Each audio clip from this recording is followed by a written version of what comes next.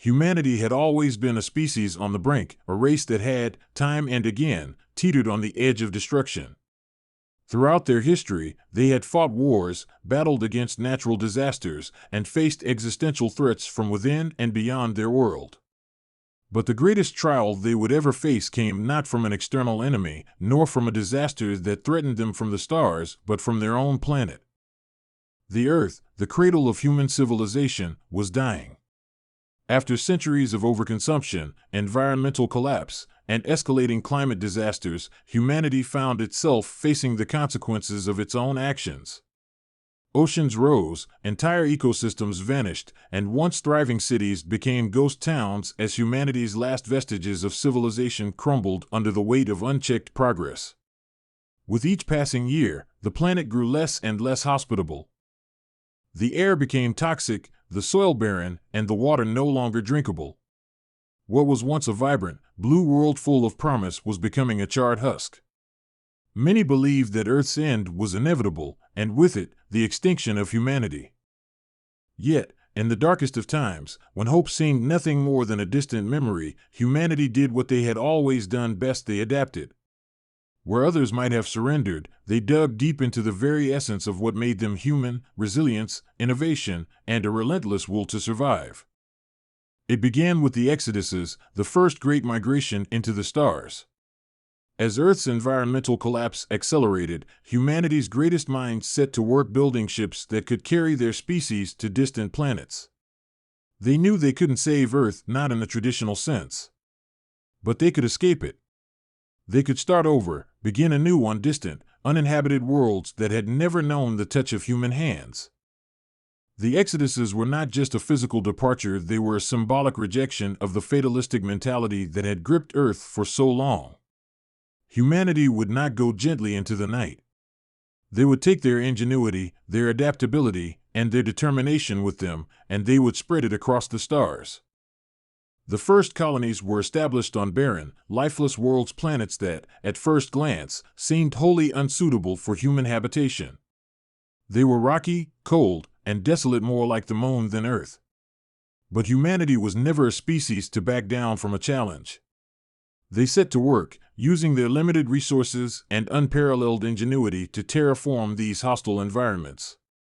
They created artificial atmospheres, engineered ecosystems, and introduced life where none had existed before. Every colony was a triumph of human engineering, a testament to their ability to reshape the very fabric of the universe itself. But the journey didn't stop there. As the centuries passed, humanity's influence expanded, and their reach grew further across the galaxy. What had begun as small outposts on barren worlds soon transformed into sprawling colonies, each one a thriving, self-sustaining ecosystem.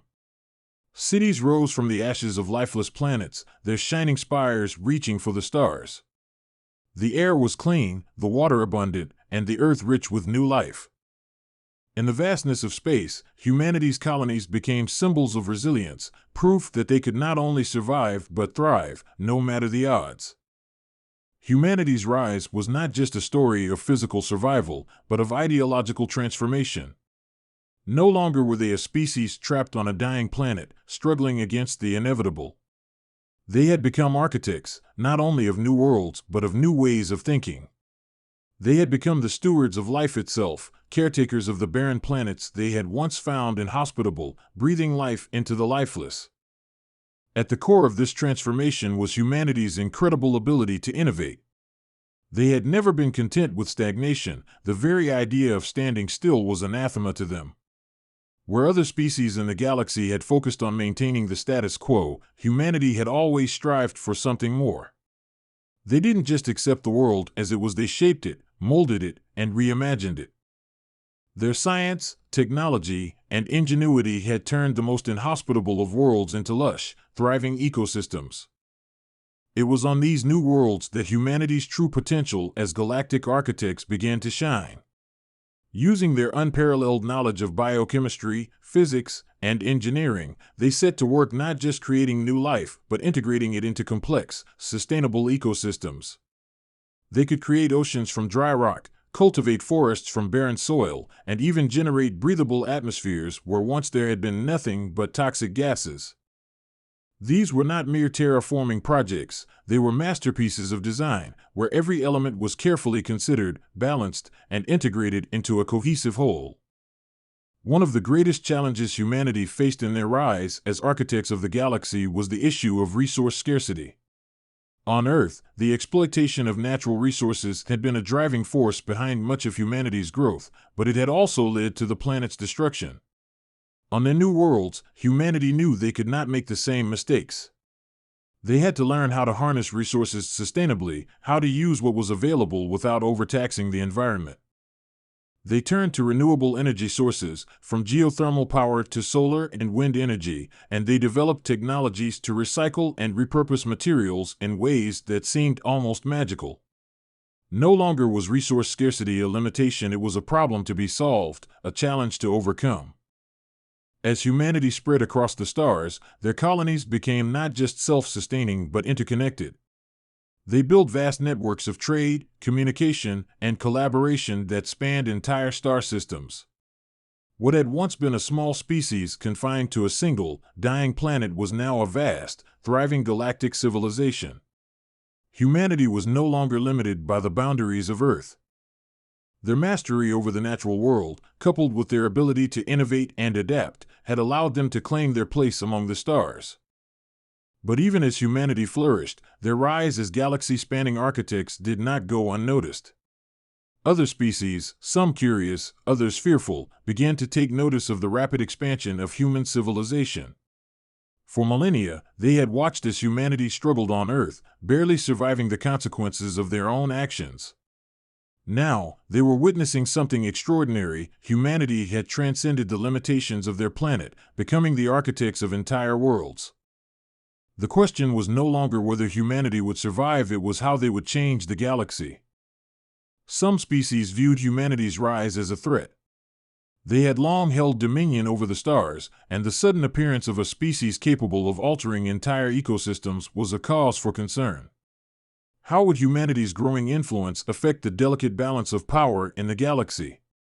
Were they another conquering force, poised to impose their will upon others? Or were they something entirely different, a species that could offer collaboration and cooperation rather than domination? Others, however, saw in humanity's rise a glimmer of hope. For centuries, the galaxy had been stagnant, mired in endless cycles of war, conquest, and the pursuit of power. But here was a species that had not only survived its own extinction but had risen to reshape the very fabric of existence. Humanity's ability to transform barren worlds into vibrant, living planets spoke to something deeper, something that transcended politics and power. It spoke to a potential for change, for growth, and for the creation of something greater than the sum of its parts. As humanity continued its march across the stars, their reputation as architects and innovators spread far and wide. They began to forge alliances with species from all corners of the galaxy, offering their expertise in terraforming and resource management. No longer were they just a species of survivors, they were teachers, mentors, and leaders. They showed others how to think differently, how to create rather than destroy, how to build rather than tear down. Slowly, the galaxy began to change.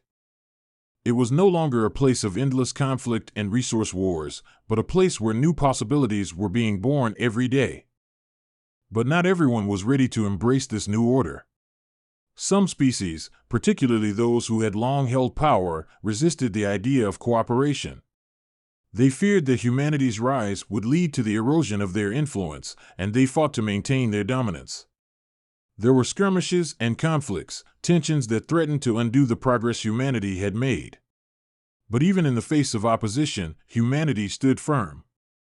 They had already proven once that they could rise from the ashes of their dying planet, and they were determined to prove once again that they could build something greater. The real test of humanity's place in the galaxy came when the first interstellar federation was formed. It was a bold idea, an alliance of species dedicated to cooperation, innovation, and mutual growth. The proposal was simple but revolutionary. Instead of dividing the galaxy along lines of power and conquest, they would work together to explore, terraform, and colonize new worlds. They would share their knowledge, their resources, and their technologies, building a new galactic civilization where no species would be left behind. The formation of the Federation was not without its challenges. It required compromise, negotiation, and the overcoming of old prejudices and fears. But through it all, humanity played a key role, not as rulers or conquerors, but as mediators and innovators. They had the ability to see beyond the short-term interests of any single species and focus on the long-term benefit of the galaxy as a whole. They had learned the hard way that survival depended on cooperation, not domination. The success of the Federation was a turning point in the galaxy's history. It was the beginning of a new era, an era of cooperation, exploration, and creation. Humanity's rise from the ashes of its dying planet had not only ensured their own survival, but had sparked a transformation that reverberated across the stars. They had become the architects of the galaxy, the builders of worlds, and the leaders of a new civilization, one built on the principles of innovation, sustainability, and cooperation. And as the first wave of new worlds was born from the once barren systems, humanity looked toward the future with a sense of purpose and optimism. The galaxy, once a place of despair and stagnation, was now alive with possibility. The age of humanity's rise was just beginning, and the stars themselves were the limit. The birth of the Galactic Federation marked a new chapter, one that was filled with both promise and uncertainty. While the initial successes of cooperation were celebrated, it became clear that the galaxy, vast, ancient, and multifaceted, was not a blank slate. The newly formed alliance, still in its infancy, was a fragile thing, and its future was anything but assured. Old rivalries lingered in the shadows, deeply ingrained prejudices made some species unwilling to fully embrace the idea of true unity. The promise of a collaborative future was not universally shared. For humanity, it was both a triumph and a challenge. They had come to the stars as survivors, as builders, and now they were tasked with something even more difficult, forging relationships that would span the galaxy, unite diverse species, and create an enduring peace. Humanity's reputation as architects was becoming legend, but it was not enough to rely solely on their ingenuity and determination. They had to show the galaxy that the future they envisioned was one that could be shared, a future in which no species dominated but rather thrived together. The challenges were as varied as the species in the Federation. While many species embraced the new order, seeing the wisdom in humanity's approach to cooperation and sustainability, others had not evolved to the point of mutual trust. The once proud militaristic species, like the Vorkan, felt their power slipping away, and their pride was bruised by humanity's rapid ascension. They had long held dominion over many star systems, their warlike nature and advanced technology giving them the upper hand. But now they were being asked to share, to cooperate, to rethink centuries of dominance. However, there were also forces within the galaxy that did not belong to the Federation, forces that were wary of the new power structures humanity was helping to establish. The Asterians, a mysterious race of beings who lived on the edges of known space, had watched humanity's rise with suspicion. To them, the Federation was an experiment, a new force in the galaxy that threatened to disrupt the delicate balance of power that had existed for eons. The Asterians believed in isolation and self-sufficiency. They rejected the idea of cooperation on any scale larger than the most intimate, and humanity's presence in the galaxy represented a dangerous shift. The Asterians did not act immediately. Their tactics were subtle, relying on misinformation, sabotage, and whispers in the ears of the most conservative factions within the Federation. As the Federation grew, so too did the tension, subtle at first but escalating as factions within the Federation began to fracture. Humanity, ever the unifier, found themselves at the center of this conflict, trying to broker peace, even when their own allies were at odds. The situation reached a tipping point when the Asterians, under the guise of neutrality, began to arm the Vorkan and other species resistant to the Federation's new way. They were an enigmatic force, their ships capable of slipping past Federation sensors, their technology far beyond anything the Federation had seen. They saw humanity's rise as a challenge to their very existence, and if the galaxy was to change, they were determined to maintain their place in it, even if it meant bloodshed. The Vorkin, fueled by a sense of wounded pride, saw this as their opportunity. With new technology gifted by the Asterians, they launched an unexpected attack on one of humanity's most important colonies, Elysium Station. The station was the heart of the Federation's diplomatic efforts, a symbol of humanity's success in uniting the galaxy's diverse species. To strike it was to strike at the very core of the Federation's dream of peace. The attack was swift and brutal. Vorkin ships, empowered by Asterian tech, tore through the Federation's defenses, sending the colony into chaos. It wasn't just a military assault, it was an ideological one. The Vorkin, in their mind, were fighting for the galaxy's future, a future where might made right and power was the ultimate currency. In their eyes, humanity's dream of peace was nothing but an illusion, a dream that had no place in a galaxy where strength was paramount. Humanity, for all its genius in construction and innovation, was not prepared for such a direct challenge. The Vorkin were formidable, and their new weaponry seemed unstoppable. But humanity had one thing no other species had, an unshakable belief in the power of unity and resilience. The Federation, though shaken, rallied together.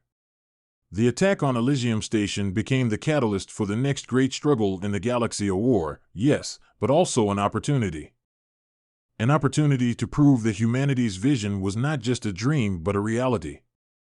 Marcus Sloan, now a key leader within the Federation, was tasked with rallying the various factions to not only defend the Federation but to make a stand for the values they had fought so hard to establish. He knew that the battle for Elysium Station would be won not just with ships and weapons but with ideas. Humanity had been a people of ideas since their earliest days, ideas that changed their world, ideas that carried them beyond their planet and into the stars. Now, those ideas would have to serve as the foundation for their greatest defense. The Federation's forces, led by humanity, responded swiftly. They didn't just counter the Vorkin attack with military might, they tapped into the collective will of their allies.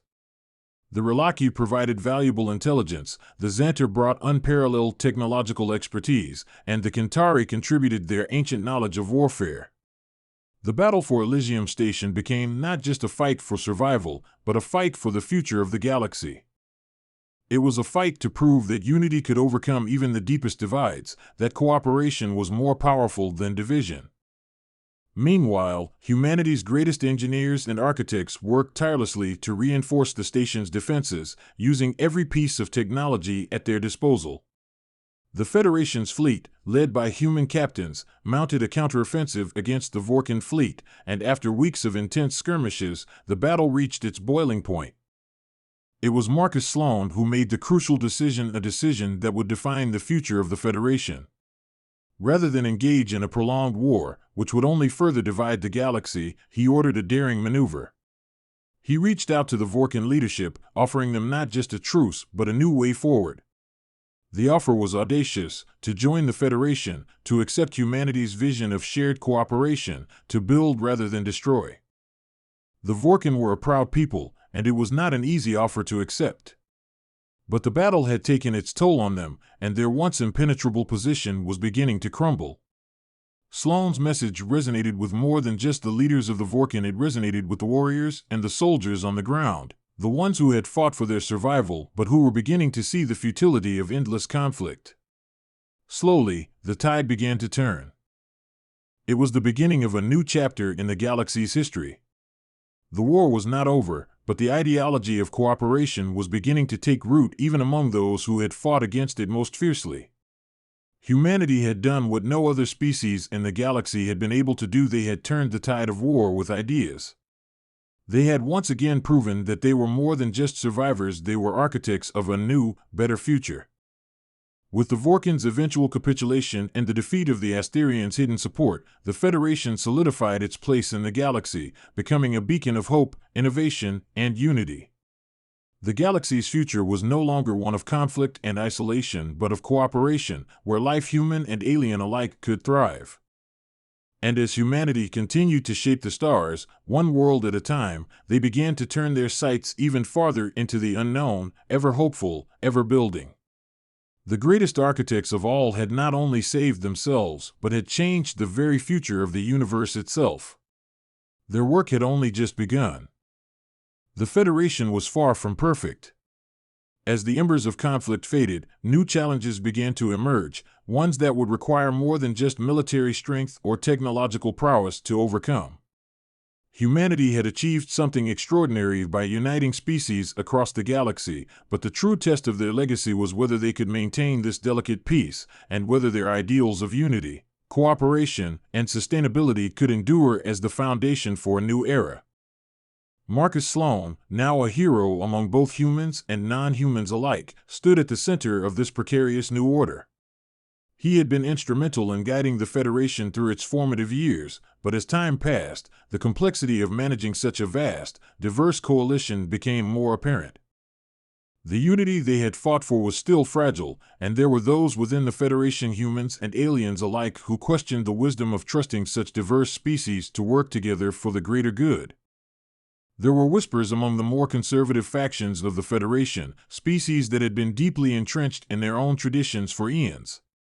While they had reluctantly accepted the idea of cooperation, many still held fast to their own sense of superiority. The Vorkan, for example, had been forced to reckon with their own identity after the war, but their pride remained wounded. Though they had reluctantly joined the Federation, they had not fully embraced its ideals. There were elements within their society that still viewed humanity's peaceful message as naive. While they worked alongside humans, there were many who would prefer to go back to the old ways of power and dominance, believing that only strength could guarantee survival in the galaxy. Similarly, the Asterians, having been exposed for their role in secretly stoking the flames of conflict, remained a mysterious, elusive force on the edges of the galaxy. Despite the Federation's victory, the Asterians' influence had not been completely eradicated. They still controlled vast stretches of territory, and their ability to manipulate events from behind the scenes was unparalleled. Their philosophy of isolationism, of rejecting the very idea of collective cooperation, was not something that could be easily stamped out. For the Federation, the Asterians represented an ongoing challenge, a reminder that the galaxy would never be fully free of those who sought to preserve their old ways of power and division. Yet for all the obstacles that lay ahead, there was undeniable progress. The colonies humanity had established over the centuries had begun to flourish. Planets once barren and hostile had become vibrant hubs of life, bustling with activity as new ecosystems, powered by human ingenuity, took root. The early terraforming efforts had not just been about survival, but about creating something beautiful, something sustainable. The human touch was visible in every thriving world, from the great forests of Valus Prime to the lush oceans of Arvith IV. Humanity's engineering and ecological expertise were reshaping the galaxy, one world at a time. As the Federation grew, so too did its ambitions. What had once been a coalition of independent worlds, struggling to find common ground, was now a true interstellar entity. The Federation began to explore further into the galaxy, sending ships to far-flung systems, mapping distant stars, and searching for new life. Their goal was not conquest, but collaboration. There were countless systems still untouched by any civilization, planets that had yet to know the hand of a sentient species. Humanity was determined to ensure that those worlds would be shaped with care, not exploitation, protected from the destructive tendencies that had once plagued their own planet. But with expansion came new challenges. As they pushed further into the unknown, humanity began to encounter strange and unfamiliar phenomena, celestial anomalies that defied explanation, enigmatic signals from deep space that hinted at other, ancient civilizations. The unknowns of the galaxy were vast, and for the first time in millennia, the Federation felt the humbling reality that they had only just begun to scratch the surface of the universe's mysteries. One such anomaly, the nebula of Solis, was discovered in a distant sector of space, its swirling gases and intense gravitational forces unlike anything they had encountered before. The Federation quickly sent out an exploration fleet, including human and alien scientists, to study the strange phenomenon. What they found was astonishing. The nebula seemed to be a graveyard of ancient, long-dead civilizations. Scattered among the nebula's stellar debris were remnants of technology far beyond anything the Federation had ever encountered, artifacts from a species or cultures long lost to time. the first of many discoveries that would reshape humanity's understanding of the galaxy and their place within it. The artifacts found within the nebula hinted at a vast, interconnected network of ancient species that had once dominated the galaxy, a network that had fallen into ruin. There were strange, encrypted messages embedded within the ruins, impossible to decode by even the Federation's best minds. The mystery of the nebula was just the beginning. Other anomalies began to crop up across the galaxy, each one tied to these ancient civilizations. Some were small, subtle, while others were massive in scale, their implications vast and frightening. Humanity had once feared extinction at the hands of their own actions on Earth. Now, they were faced with the reality that there had been countless species before them, each one struggling, thriving, and ultimately falling. As humanity delved deeper into these ancient secrets, they began to uncover a terrifying truth. The fall of these civilizations was not simply the result of natural disasters or cosmic events. No, there was something more sinister at work. A shadowy, elusive force seemed to be at the root of these civilizations' demise, a force that had systematically wiped out entire species, one after another, leaving behind only the ruins of their former glory. The Federation began to refer to this mysterious force as the Architects of Silence, and it became humanity's new obsession. At first, the discovery was nothing more than a curiosity, a scientific mystery to be solved. But as more and more pieces of the puzzle fell into place, a chilling realization spread through the Federation's ranks. The Architects were not just a relic of the past. They were still out there. Somewhere. And they were watching. The question of whether humanity would ever find the Architects, and if so, whether they would be capable of surviving them, became the central focus of the Federation's future. Marcus Sloan, still deeply involved in the Federation's leadership, could not shake the feeling that they had entered a new chapter, one that would test not only their physical strength and ingenuity but their moral fortitude. The Architects, it seemed, had a singular goal: to ensure that no species, no matter how inventive or powerful, could ever rise too high. They sought to preserve the balance of the galaxy, but in doing so, they had destroyed countless civilizations. Their intervention had always been subtle, operating in the shadows, but it was clear now that they would not allow humanity, or any species, to thrive unchecked. For the first time in centuries, humanity faced the prospect of a real existential threat, not from their own destructive nature but from something far older and far more powerful. The Architects of Silence were not merely a threat to humanity's survival, they were a threat to everything the Federation stood for: unity, peace, and collaboration. The galaxy had been shaped by countless forces, both seen and unseen, but now humanity had to ask themselves one question: could they rise above this new challenge, just as they had risen from the ashes of Earth? The Federation, which had once been an alliance formed out of necessity, was now a beacon of hope. But hope alone would not be enough to face the Architects of Silence. Humanity would have to prove once again that they were more than just survivors. They were creators, builders, and architects of worlds, of alliances, and of a future that had yet to be written. And as Marcus Sloan looked out into the vast, starry expanse, he knew that the real test was just beginning. The universe was vast, and its mysteries had only begun to reveal themselves. What had once seemed like a dream, a galaxy-spanning federation of peace and unity, was now under threat from forces far greater than anything humanity had ever imagined. But Marcus had seen humanity rise from the ashes before. And if there was one thing he knew, it was this: when humans were pushed to the brink, they did not break. They fought. They adapted. They invented. And together, they would fight to preserve the future they had worked so hard to build. The Architects of Silence might be ancient, but humanity was young and it was far from finished. The galaxy would see. Humanity had always thrived on the edge of the unknown, pushing boundaries in ways that defied both logic and expectations. But now, as the Federation's leaders gathered to strategize against the looming threat of the Architects of Silence, there was a palpable tension in the air. For the first time in a long while, the uncertainty of the future seemed insurmountable. The Architects were not just a military threat. There was something deeper in existential force, a force that didn't just destroy but erased the very possibility of life flourishing in the galaxy. Their silent intervention had cut the potential of countless civilizations short. They didn't just fight, they made sure no one could rise again. Sloane's mind raced with the magnitude of what lay ahead. The Federation had spent decades building an empire of cooperation, a network of peace and mutual understanding among the most diverse collection of species ever seen.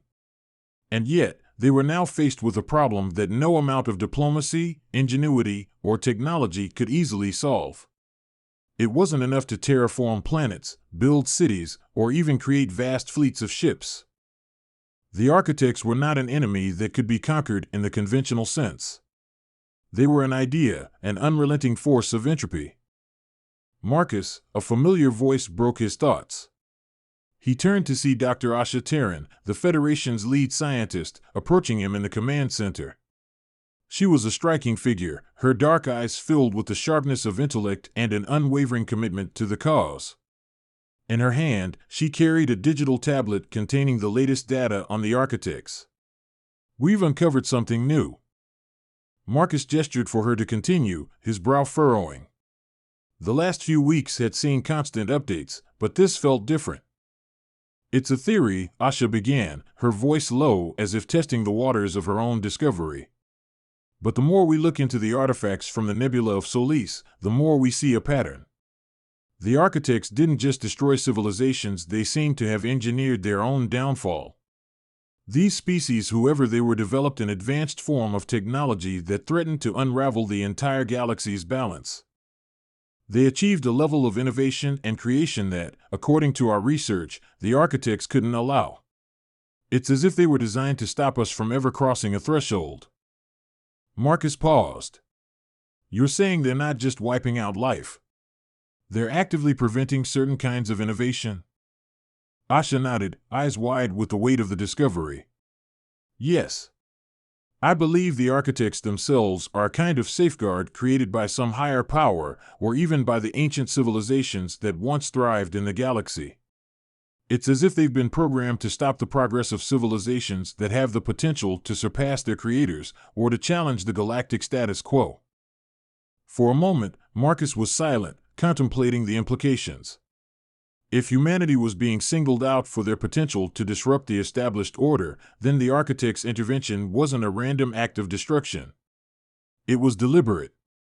The Federation's progress, humanity's innovation, it was all too dangerous to those who sought to maintain the ancient balance. "So, what are we supposed to do? How do we fight an idea?" Marcus asked. Asha's lips parted as though she had been waiting for this question, but there was a flicker of uncertainty in her eyes. "That's what we need to figure out. But there is something else, something I've noticed in the artifact data. A pattern within the encrypted messages we've been studying. There. Coordinates, Marcus. Not in the traditional sense, but something more abstract. It's a map. A map that might lead us to the heart of the architects, their origin." Marcus leaned forward, a spark of hope igniting in his chest. The idea of finding the origin of the architects, discovering their creators, this was the key to everything. If they could understand the root of the architects, they might be able to figure out how to counter their influence. "We need to follow these coordinates," Marcus said decisively. "And we need to do it now." Asha nodded. "I've already started gathering the fleet. We're preparing a research expedition to head out there immediately. But this won't be a simple journey. The area where these coordinates lead is in a sector of space that is entirely uncharted, a place that might hold more than just the origin of the architects. It could be the last bastion of their power." Marcus's eyes glinted with determination. "Then we'll go. We'll face whatever it is." The next few weeks were a blur of activity. The Federation's best minds and most capable ships were readied for the expedition. As they prepared to set off into the unknown, there was a growing sense of urgency. The architects were watching, and every second counted. Humanity had no choice but to move forward, even as the dangers loomed larger with every passing moment. As the fleet ventured deeper into uncharted space, the tension aboard the ships was palpable. The vastness of the galaxy had always been a source of wonder, but now it felt more like an inescapable vastness, a reminder of how small they were in the grand scheme of things. The coordinates led them to a distant star system, one that, according to all known maps, should not exist. The star was shrouded in a thick, impenetrable nebula, a swirling mass of gas and dust that distorted the light around it, making it difficult for even the most advanced scanners to penetrate. But as they approached, something changed. There was a hum, a deep, resonant sound that seemed to vibrate through the ships. It was not a natural phenomenon, it was deliberate. It was as if the galaxy itself had sensed their arrival and was waking up, responding to their presence. "We're close," Marcus said, his voice steady but filled with anticipation. "Prepare for anything." The fleet slowed as they neared the center of the nebula.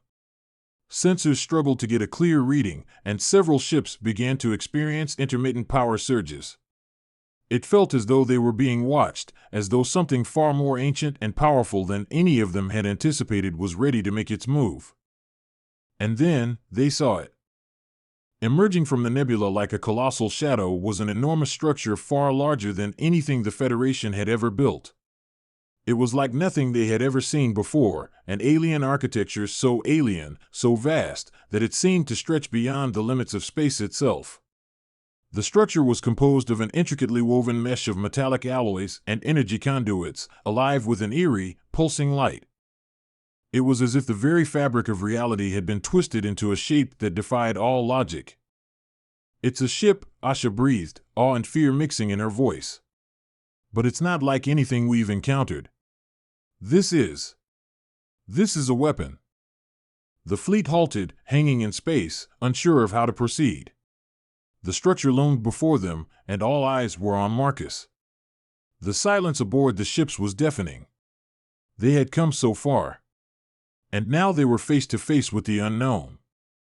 Marcus took a deep breath, his mind racing.